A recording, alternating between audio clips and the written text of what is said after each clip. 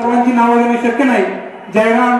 जयदास काळवे असतील, सुभाष शेठ तांबे असतील, त्या ठिकाणी कृषी उत्पन्न बाजार समितीचे संचालक आनंद भाऊ रास्कर या ठिकाणी उपस्थित झालेले आहेत। त्यांचा छोटासा सत्कार या ठिकाणी रामदास शेठ ताजने यांनी स्टेजवर येऊन करायचा आहे। खरं तर दादांची मॅट्रिक आपण सर्वांनी आपल्या मतदानातून या मागे केलेली आहे आणि विजयी चौकार मारण्यासाठी आपण सर्वजण सज्ज झालेलो आहोत। आणि शिरूर लोकसभा मतदारसंघाचे खासदार आपल्या सर्वांचे आवडते दादा यांनी आम्हा सर्वांना मार्गदर्शन आणि प्रबोधन करायचे। दादांना मी विनंती करतो की आपण या सभेला संबोधित करावे।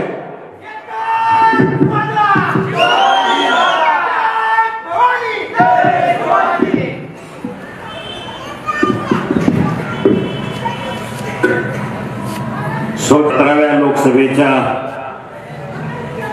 निवडणुकीच्या प्रचाराच्या निमित्ताने आज जुन्नर तालुक्यातील ह्या सगळ्या पट्ट्यामध्ये आज आतापर्यंत जवळजवळ भेट दौरा झालेला आहे।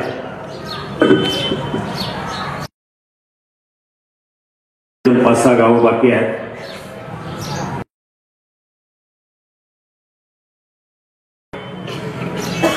मुख्य कारण म्हणजे त्या गावात जाऊन त्या घरामध्ये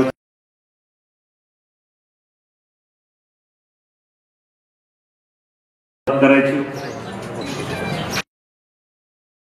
आजच्या कार्यक्रमामध्ये तसं सभेचं नियोजन असं काही नाही, तरी सुद्धा आपण सर्वजण या ठिकाणी उपस्थित आहात। उपस्थित असलेले आपल्या शरददादा सोनवणे,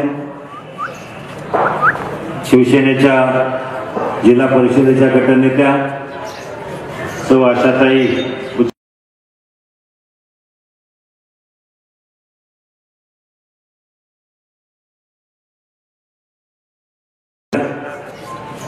भाजपचे तालुका अध्यक्ष भगवानराव घोलप आणि व्यासपीठावर उपस्थित असलेले गुलाब पारखे आणि उपस्थित असलेले सर्व माझे सहकारी। बराचसा उशीर झालेला आहे। यापूर्वीच्या वक्त्यांनी या निवडणुकीचं महत्व आपल्याला सांगितलं, पण मला आपल्याला सांगावंसं वाटतं ही लोकसभेची निवडणूक देशाच्या दृष्टीनं, आपल्या सगळ्यांच्या भवितव्याच्या दृष्टीनं एक महत्वाची निवडणूक आहे। ही निवडणूक जर 5 वर्षांनी जरी येत असली, त्या 5 वर्षानंतर येणाऱ्या निवडणुकीच्या नंतर खऱ्या अर्थाने देश नेतृत्व आपण कुणाच्या हाती द्यायचं। गेल्या 5 वर्षांमध्ये आपल्या लोकप्रतिनिधींचा मतदान कुणाला करायचं, कारण निवडणूक आहे। लोकशाहीमध्ये निवडणूक लढण्याचा, परंतु शेवटी सगळं काही मतदान की आमचा नेता कोण असावा, कोण असावा हे मतदार ठरवत असतात। पण आपल्या मतदारसंघापुरतं जर बोलायचं झालं किंवा आपल्या देशापुरतं जर बोलायचं झालं तर ही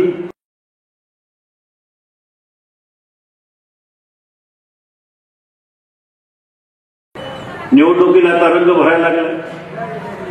अजून उमेदवारीचा अर्ज भरायचा बाकी आहे, पण मी आपल्याला एक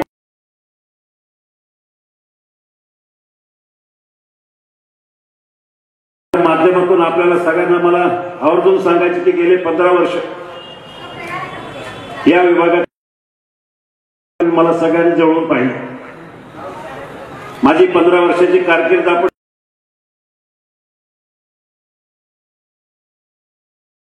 म्हटलं सगळं आलं।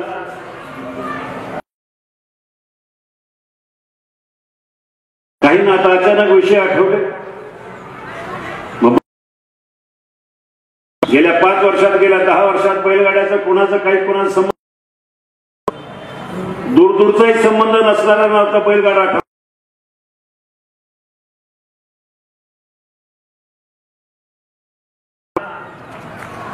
खेड सिन्नर रस्त्यानं प्रवास, पण आता आठवण झाली बऱ्याचशा लोकांना, कारण निवडणूक जवळ आली. अचानक लोकांना विमानतळ आठवायला. ह्याचा जर आपण गांभीर्याने विचार केला, मनापासून जर विचार केला, तर माझ्यावर बोलण्यासारखं तसे मुद्दे काहीच नाही. मी आपल्या जे मुद्दे जे त्यांनी स्मरून सांगावं. विमानतळ खऱ्या अर्थानं मुद्दा आहे. विमानतळ माझ्यामुळे गेलं. आपल्या सद्विवेक बुद्धीला विचारून सांगावं. यापूर्वी मी अनेक वेळा, मी असेल, सरकारनं असेल, airport authority of India, Maharashtra airport development authority आहे, सगळ्यांनी स्पष्ट अहवाल दिलेला आहे की खेड तालुक्यामध्ये कुठल्याही परिसरामध्ये विमानतळ होऊ शकत नाही. 2005 ते 2013 त्या काँग्रेस आणि राष्ट्रवादी 6 वेळा सर्वे झाले. मग कधी चाकण शहराला लागून बिर्ला त्या भागात असेल, कधी चांदूस काळू, या 6 परिसरामध्ये विमानतळाचे सर्वे झाल्यानंतर स्पष्ट अहवाल देण्यात आला की ह्या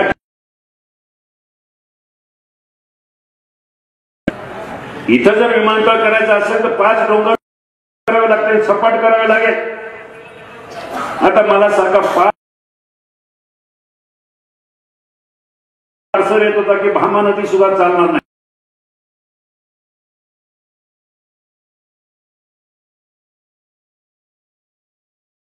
कार्य अहवालामध्ये सगळ्या गोष्टी आहेत. एवढंच नाही,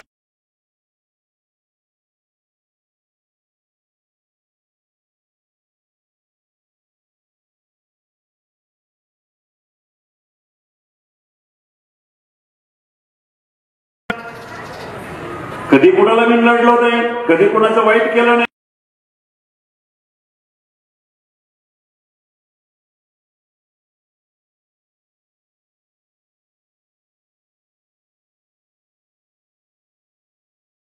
त्याच्याशिवाय नॅशनल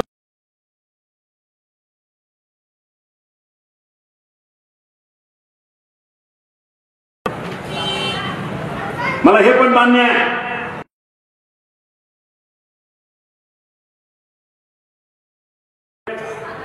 2004 ते 2014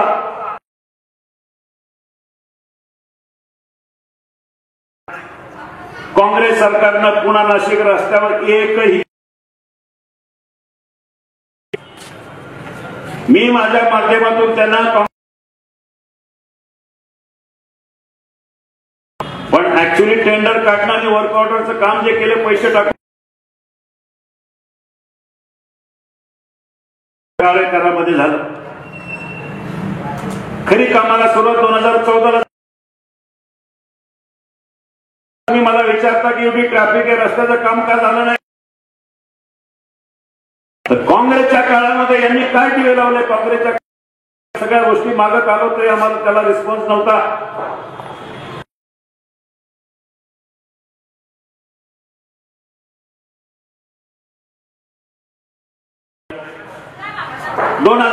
ते 2 रस्ता 139 किलोमीटरचा पूर्ण होणं अपेक्षित होतं.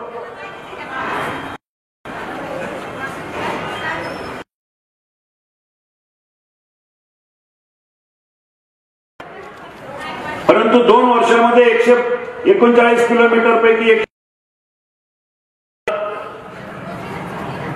लोक म्हणते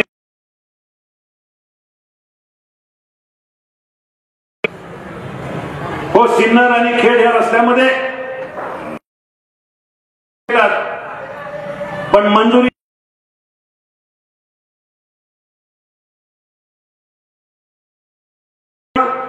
खेड ते सिन्नर रस्त्यासाठी मीच म्हणतो, बाकी कोणी खात. आणि म्हणून फक्त 20% काम बाकी आहे. ते काम बाकी काय आहे? ते काय खासदारामुळे आणलंय किंवा सरकारमुळे आणलंय किंवा काही नाहीये. मंचर असेल, खेड असेल, या ठिकाणी बायपासेसला लागणार ज्या जागा, त्या जागा अजूनही 100% जागा ताब्यात नाही. आज सुद्धा नाही आहे. एक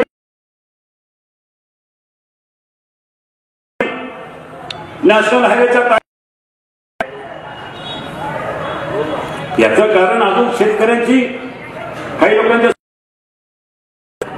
काही शेतकऱ्यांच्या जमिनी नॅशनल हायवेकडे ते सगळे पैसे कोर्टात जमा करावे लागतात. आता त्याच्यावर गेले सरकारचं नव्हे, ही परिस्थिती निर्माण झालेली आहे शेतकरी संपादनाच्या संदर्भामध्ये.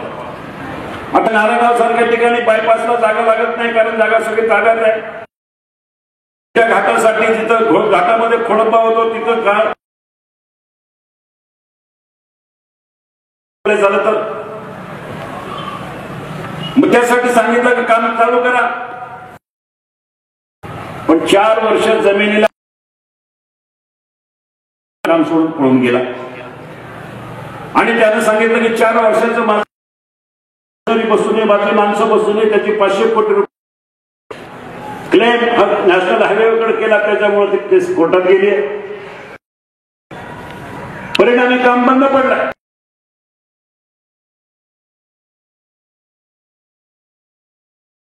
करू शकतो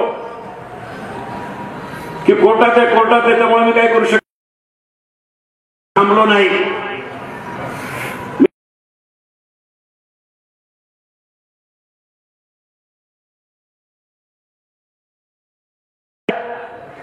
की 2 ठिकाणी नॅशनल हायवेच्या ताब्यात जागा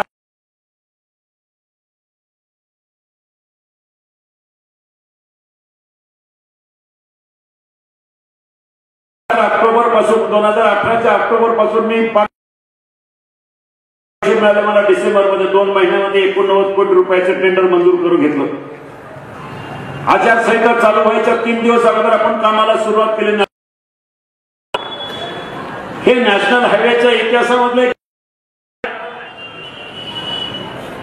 ही ठेकेदाराबरोबर कोर्टात केस चालू असताना सरकारनं आपल्या तिजोरीतले पैसे काढून ते पैसे टेंडर काढलं आणि काम चालू केलंय. याचा अर्थ मी कुठंतरी हा प्रश्न सोडवण्याचा पाठीमाग आहे. पण ते सगळं जर विचार केला तर काँग्रेसच्या काळामध्ये जे जमलं नाही ते आम्ही ह्या वेळेला करून दाखवलं.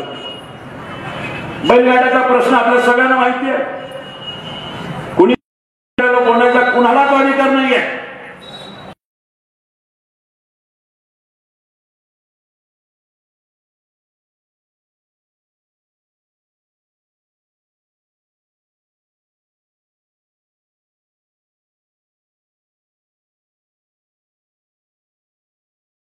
विरोध करणारी मंडळी ही भिकार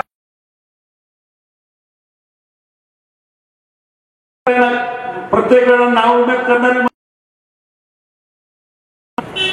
बैलगाडा शर्यतीवर बंदी आणण्याला मूळ कारण असणारं काँग्रेस आणि राष्ट्रवादीचं सरकार आज ही बंदी आहे गेले 5 वर्षापासून, ती फक्त आणि फक्त राष्ट्रवादी काँग्रेस पक्षाचं पाप आहे.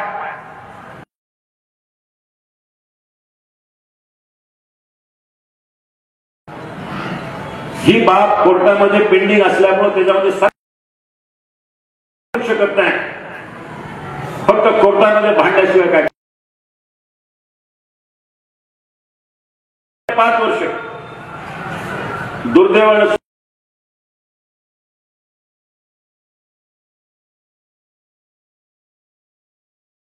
मार्ग काढायचा. रेल्वेच्या संदर्भात 2004 ते 2014 ही सगळी मंडळी झोपली होती. प्रत्येक वर्षी मी सभागृहामध्ये राडा केला, संघर्ष केला, भांडलो सरकार बरोबर, काँग्रेसच्या सरकार बरोबर की माझी पुन्हा नाशिक रेल्वे मंजूर करा.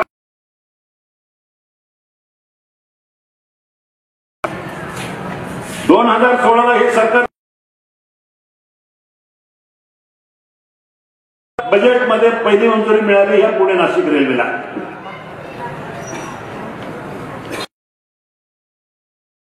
सगळ्या लोकांना आता वाटायला लागलंय 10 वर्ष पुणे नाशिक रेल्वेसाठी मुद्दाम रुपया दिला नाही आणि जेव्हा आम्ही मंजूर तेव्हा म्हणतात वाढा आमचं जेवण वाटायला गेलं. मला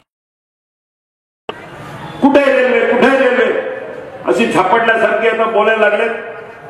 2016ला रेल्वे 2018ला रस्त्यावर रेल्वेचा ट्रॅक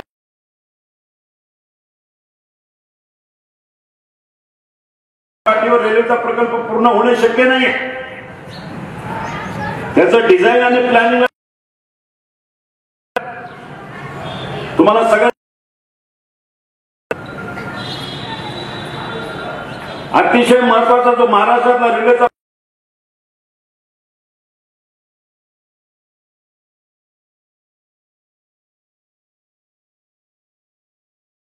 बॅरिस्टर नाथ पै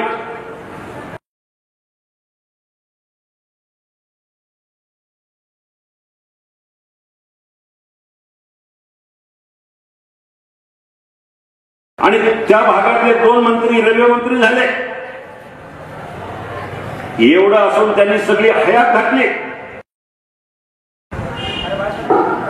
प्राध्यापक मधु दंडवतेचं पूर्ण आयुष्य गेलं आणि रेल्वे धावायला लागले 28 वर्ष.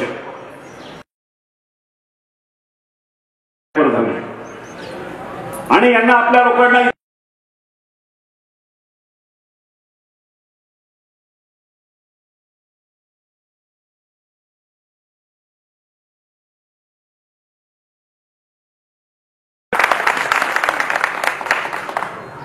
ह्या सगळ्या अनेक गोष्टी केल्या तर आता त्यांच्यावर बोलण्यासारखं काय.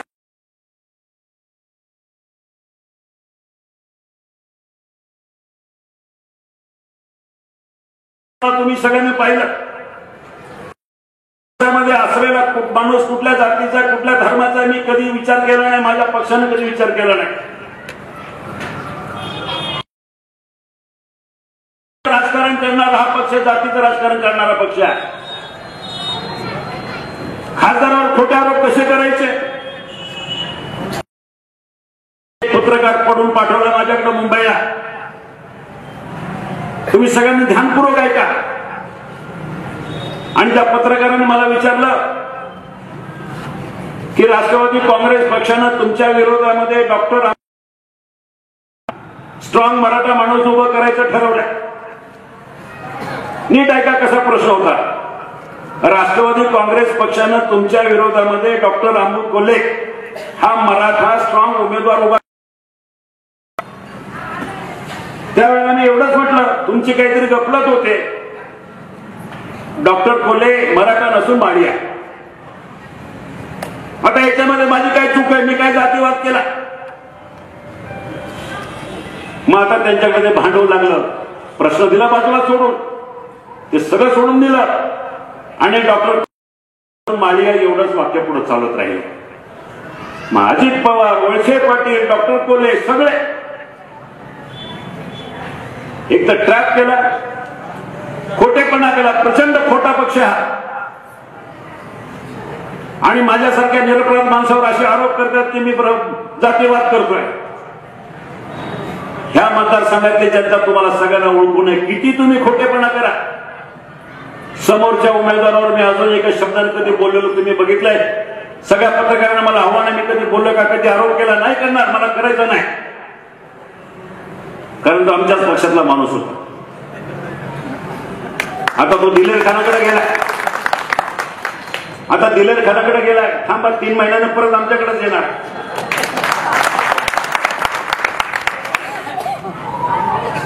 त्यामुळे मला उगाच टीका करून काय करायचं. चांगला माणूस आहे. चांगली भूमिका करतो. चांगली ऍक्टिंग करतो. आणि लोकांनी पाहावी त्यांची ऍक्टिंग. खरंच बघावी. महिलांनी बघावी. सगळ्यांनी बघावी. म्हणून सगळ्यांनी आपण त्यांना घरी बसवायचं. ऍक्टिंग साठी मोकळं करा. मालिकेमध्ये भूमिका करण्यासाठी त्यांना निवडणुकीमधून दूर ठेवा.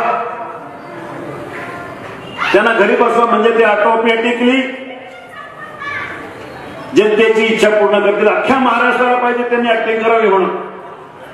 अख्ख्या महाराष्ट्राच्या भगिनींची इच्छा आहे, अखंड महाराष्ट्रातल्या तरुणांची इच्छा आहे की डॉक्टर अमोल कोल्हेंची ही मालिका चालू राहिली पाहिजे. माझी पण तीच इच्छा आहे.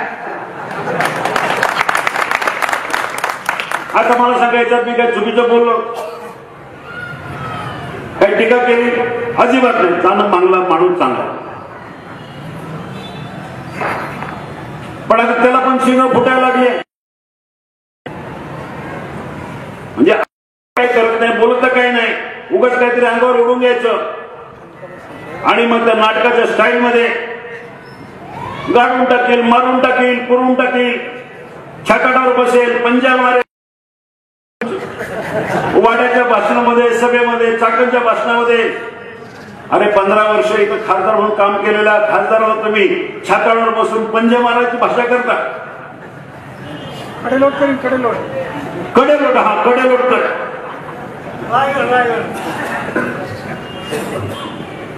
कुठल्या ठराव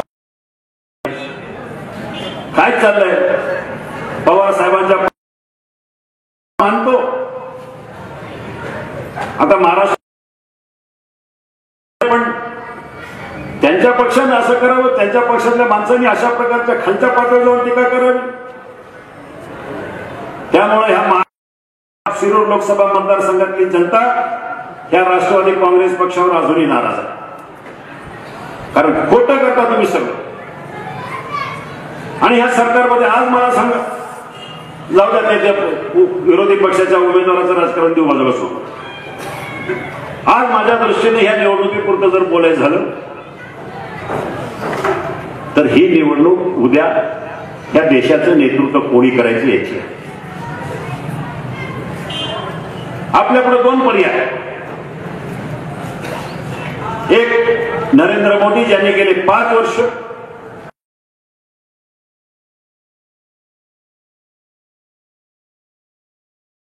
भारत चीज आहे सगळ्या लोकांना दाखवून दिलं, भारताची ताकद दाखवून दिली अमेरिकेला, आफ्रिकेला, आशिया. आणि दुसऱ्या बाजूला जिल्हा परिषदेचं सदस्य सुद्धा शोभतो का, त्याला आपण पंतप्रधान करणार आहे. आणि म्हणून बाकीचं सगळं सोडून द्या. ह्या देशाला खऱ्या अर्थानं एका चांगल्या यशस्वी पंतप्रधानाची गरज आहे. 5 वर्षाचा कारभार बघा. मी फक्त 2 मिनिटात बोलतो. आता भगवानराव गोलपनाथ योजना सांगितली मगाशी, मी 2च योजनावर बोलतो. मला बाकी योजना सगळं माहिती आहे, कारण त्यांच्याबरोबर त्या सरकारमध्ये मी काम केलेलं आहे. एक आयुष्यमान भारत योजना. काय ते आयुष्यमान भारत योजना? आज तुमच्या घरामधलं कोण आजारी पडलं, ऍक्सिडेंट झाला, काही झालं, ऍक्सिडेंट पडलं, कुणाला हार्ट अटॅक आला, कुणाचं काहीतरी करायचं, मुंबई सारख्या ठिकाणी, पुण्यासारख्या ठिकाणी हॉस्पिटलमध्ये ऍडमिट करायचं. आपण घेऊन जातो, आपल्याला काही सुचत नाही.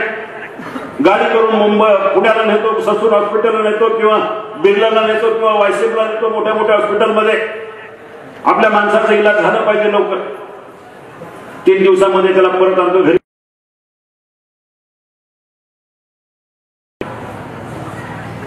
अशा वेळेला सर्वसामान्य गोरगरीब शेतकऱ्याला $1,00,000-2 लाख रुपयाचं बिल आणायचं कुठून?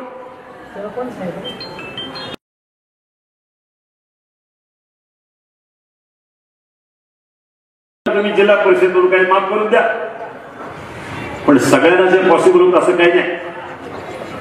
हीच काळाची करून या सरकारनं आणि देशाच्या ठरवलं, प्रत्येक कुटुंबाच्या घरामध्ये 5 लाख रुपयापर्यंतची रक्कम त्याला प्रत्येक वर्षाला हॉस्पिटलच्या खर्चासाठी देण्यात येईल. याचा एक दूरगामी लांब विचार करा. ही योजना तशी बघायला आपल्याला वाटत की नुसती कागदावरची योजना आहे. त्या आयुष्यामध्ये अडचणीला अडीअडचणीला धावून जाणारी योजना आहे. प्रधानमंत्री किसान सन्मान योजना देशाभरातल्या जवळजवळ 12.5 कोटी शेतकऱ्यांना प्रत्येक वर्षी 6,000 रुपये द्यायचं अनुदान, की ज्याची जमीन 2 हेक्टरपेक्षा कमी आहे अशा प्रत्येक कुटुंब वर्षाला द्यायची.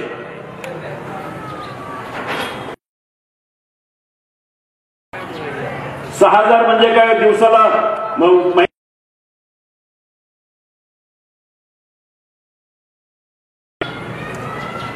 रक्कम नक्कीच कमी आहे.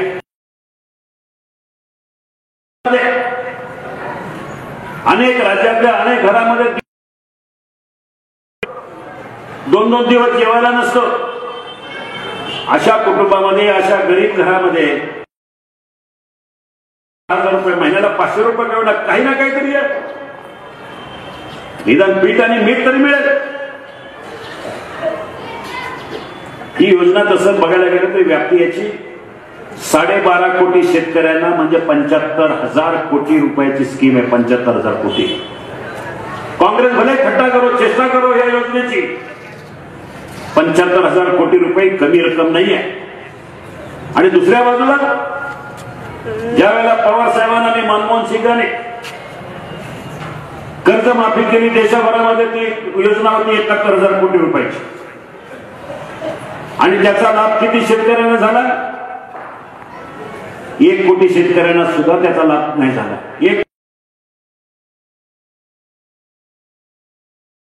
काही गावांना 40-40 लाख रुपये एकेका शेतकऱ्याची कर्जमाफी झाली आहे. आता मला विचारू नका तो कुठल्या पक्षाचा होता. असे बरेच शेतकरी आहेत. जुन्नर, आंबेगाव, खेड, निरगुडसर सगळे 30 लाख, 25 लाख, 35 लाख अशी कर्जमाफी झाली. पण प्रत्येकाच्या घरामध्ये 6,000 रुपये जाणार. प्रत्येकाच्या घरामध्ये 1 वर्षासाठी नाही, कायम आहे. त्यावेळेला मग अर्थसंकल्पावर त्यावेळेला मी सूचना मांडली की ही रक्कम वाढवावी, 612 तरी करावी. कदाचित होईल. कदाचित ही लोकसभेची निवडणूक झाल्यानंतर महाराष्ट्र राज्यात सुद्धा तो विचार करेल.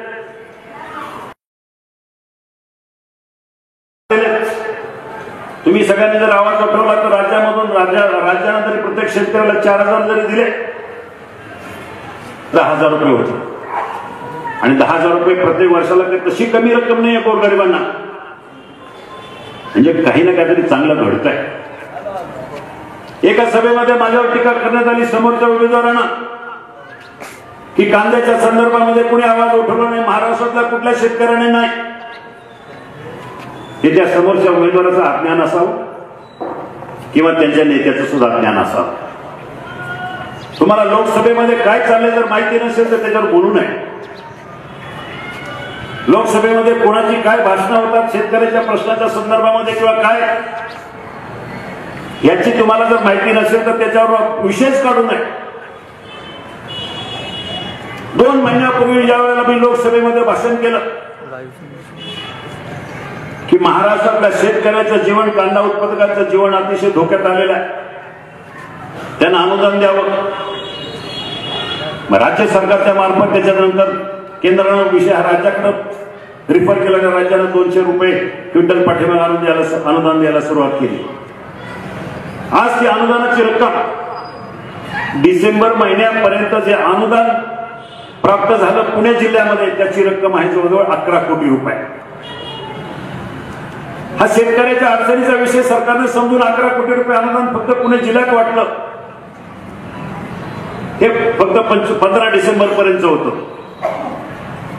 काल परवा नवीन GR 15 दिवसापूर्वी काढला की 15 डिसेंबर ते 28 फेब्रुवारी या कालावधीमध्ये विक्री झालेल्या कांद्यावर पुन्हा त्या अनुदानाची मुदत वाढलेली आहे. मग ती रक्कम सुद्धा मोठ्या प्रमाणात कमीत कमी 20-25 कोटी रुपये या पुणे जिल्ह्यामध्ये येतील. हे असे अनेक योजना आपण करतोय, सरकारच्या माध्यमातून होत आहे. आणि दुसऱ्या बाजूला देशाचं नेतृत्व करत असताना पंतप्रधान नरेंद्र मोदींनी जे काही काही निर्णय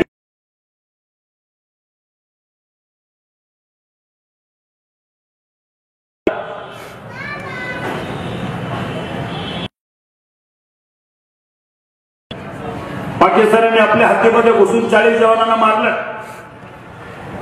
तसं ही बघायला गेलं तर खूप मोठी संतापजनक बाब होती. भारताच्या कानाकोपऱ्यामधून टाहू फोडण्यात आला की ह्या लोकांचा बदला घेतला पाहिजे. आणि अवघ्या 10 दिवसामध्ये नरेंद्र मोदींनी आणि सरकारनं निर्णय घेतला आणि पाकिस्तानच्या हद्दीमध्ये घुसून 300 पाकड्यांना दहशतवाद्यांना तिथं कंठस्नान घातलं ही आपल्या सगळ्यांना माहिती आहे. हा सर्जिकल स्ट्राईक बघून सगळ्यांच्या हात पायाखालची वाळू सरकली. मग जाणता राजा विचारायला लागले की किती मेले, खरंच मेले का? मला हे समजत नाही की ह्या जाणता राजाने असं वक्तव्य करावं. म्हणून आम्ही सगळ्यांनी काहीतरी सूचना पण केली होती की पुढच्या वेळेला जर असा सर्जिकल स्ट्राईक करायचा असेल तर त्या विमानामध्ये पवार साहेबांना बसवा, सर्जिकल स्ट्राईक करा आणि त्यांना तिथं सोडा, तिथं मुर्दे मोजायला तरच त्यांना कळेल की काय नक्की. आणि मग आता म्हणतात की नाही तो सल्ला मीच दिला होता त्यांना. काय काय सल्ले देतात तेच मला कळत नाही. हा जर सल्ला त्यांनी दिला असता की पाकिस्तान मध्ये जाऊन हल्ला करा आणि त्यांच्या लोकांना मारा, हा जर सल्ला पवार साहेबांना जर दिलेला असेल तर मग असा सल्ला 2008 साली जेव्हा अजमल कसाबनं आपल्या त्याच्या पाकिस्तानच्या साथीदाराबरोबर घुसून भारतामध्ये मुंबईमध्ये 150 लोकांना मारलं त्यावेळेला असा सल्ला का नाही दिला? त्यावेळेला तुम्ही सत्तेमध्ये होता, त्यावेळेला पंतप्रधान मनमोहन सिंग होते. 40 लोक आमचे मारले त्यावेळेस नरेंद्र मोदीजींनी ठरवलं की त्यांच्यावर हल्ला करायचा, बदला घ्यायचा. 150 लोक मारले त्यावेळेला काँग्रेसच्या सरकारच्या मनामध्ये हा विचारही आला नाही की पाकिस्तानमध्ये घुसून मारायचं. हा फरक आहे पंतप्रधान कर्तबगार असण्याचा. आणि म्हणून मी आपल्याला सांगतो त्या निवडणुकीमध्ये बाकी कोणाचं काही घेऊ नका. डायलॉगबाजी करणारे भरपूर चांगली भाषणं करून पोट भरणार नाही माझं कोणाचं. मला नाही चांगली भाषणं करता येत, पण मला लोकांमध्ये जाता येते. मला लोकांची दुःख समजतात. भले मी चांगलं भाषण, चांगले डायलॉग, मला डायलॉगबाजी करता येणार नाही, पण आज गरज आहे माझ्या मतदारसंघातल्या लोकांचे अश्रू पुसण्याचे, त्यांच्या अडीअडचणीवर धावून जाण्याचं. हेच काम मी गेले 15 वर्ष करतोय. 15 वर्ष तुम्ही मला पाहिलं. मी निस्वार्थपणे ह्या मतदारसंघाची सेवा केली, मतदारसंघातल्या जनतेची सेवा केली, खऱ्या अर्थाने केली. कधी शोबाजी केली नाही, कधी कुठं गुंडगिरी केली नाही. आणि मतदारसंघातल्या गावागावामध्ये फिरलोय, कुठल्या वस्ती वस्तीमध्ये फिरलोय, मतदारसंघातल्या प्रत्येक गावामध्ये विकास कामं पोहोचवली आहे. माझं जाहीर आव्हान आहे. मी 2004 ला खासदार झालो. 2004च्या पूर्वी असलेल्या खासदारांचा निधी कुठल्या गावामध्ये किती आलाय मला सांगावं. 2004च्या पूर्वी असलेले किती खासदार, एक शेठ बाबा सोडा करते ह्या तालुक्यात, त्यामुळे त्यांचा संपर्क सगळ्यांशी होता. पण बाकी सगळ्या खासदारांची कारकीर्द सांगा, कुठले खासदार किती गावात पोहोचले? कुणी गावात पोहोचलो नाही. मी बाराकडी कोपरा मांडव असेल किंवा कुठेही बाराकडी तिकडं दौंडच्या पोटक असेल, सगळ्या गावामध्ये पोहोचलोय. 15 वर्ष मी सगळं घरदार प्रपंच बाजूला साडले, धंदा पाणी सगळं सोडून फक्त आणि फक्त मतदारसंघामध्ये तळ ठोकून आठवड्यात 5 दिवस, रविवारचा दिवस मी लोकांसाठी राखून ठेवला. गेले 15 वर्ष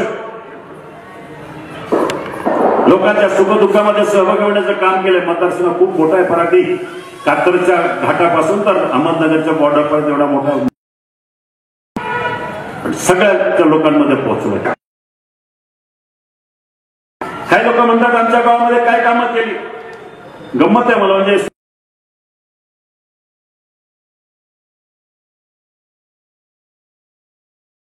राष्ट्रवादी इतकी ऍक्टिव्ह झाली,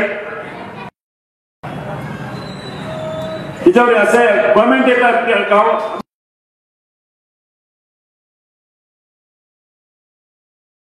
फेसबुकच्या एखाद्या प्रोफाईल जाऊन बघितलं, काँग्रेस पक्षाचा इचलकरंजीचा माणूस किंवा महाराष्ट्राच्या बाहेरचे इकडचे तिकडचे लोक सगळ्या गोष्टी आपल्याला ऍक्सेप्ट करायला पाहिजे आणि आमची तयारी आहे. ह्या मतदारसंघामध्ये तुम्ही किती जीव काढा, किती जरी काय केलं, जनतेनं ठरवलंय की आपला माणूस, आपल्या घरातला माणूस, घरातला खासदार, रात्री अपरात्री धावून जाणारा, कधी अडचणीला धावून येणारा माणूस पाहिजे. आणि म्हणून मला आपल्याला सगळ्यांना विनंती करायची, 15 वर्ष तुम्ही मला पाहिलं, 15 वर्ष तुम्ही मला अनुभवलंय, कधी चुकीचं काम केलं नाही, कधी चुकीचं काम करणार नाही. हे तुमचं माझं विश्वासाचं नातं आहे. म्हणून मला विनंती करायची की ह्या वेळेला सुद्धा मला सगळ्यांचे आपले आशीर्वाद हवेत. येणाऱ्या